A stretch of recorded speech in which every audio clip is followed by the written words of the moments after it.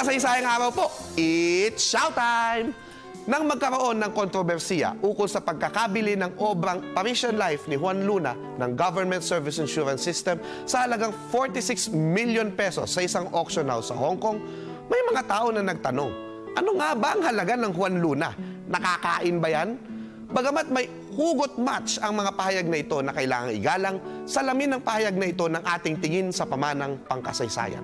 Na wala namang halaga sa buhay natin ang mga lumang kaugalian, ang mga monumento at mga lumang bahay sa ating mga lokalidad. Dinadaan-daanan lamang, pinapabayaan, sinisira. Tutal, luma naman na yan, kasaysayan na yan. Ang mahalaga ay ang ngayon, hindi ang nakalipas. Ngunit, kailangan maintindihan na ang ating kasaysayan, kalinangan at ang mga nahahawakan at hindi nahahawakan prestasyon nito ay tinatawag nating heritage.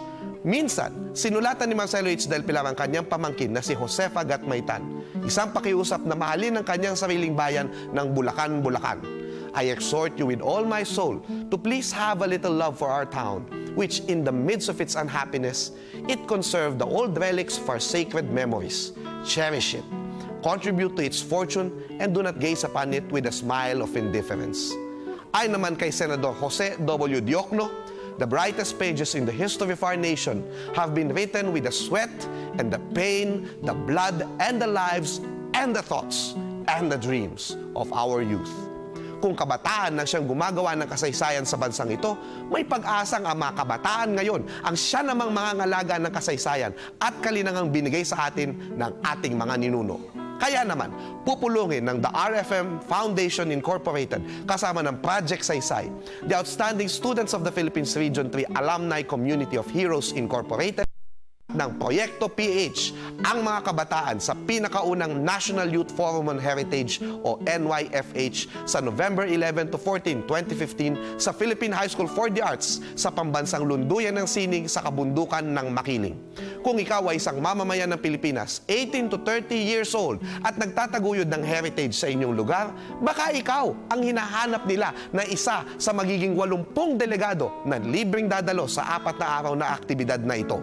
Ipasa ang inyong aplikasyon hanggang September 25, 2015. Para sa karagdagang impormasyon, bisitahin ang nyfhph.com.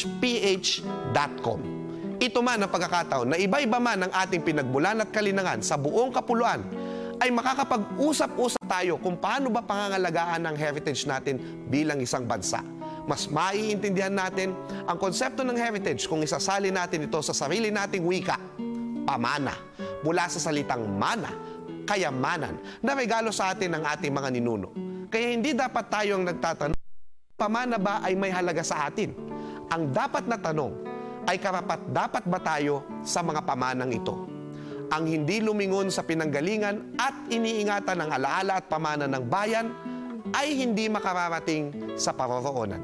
Ayon nga kayo sa Rizal, I enter the future remembering the past. Ako po si Xiao Chua, para sa telebisyon ng bayan. And that was Xiao.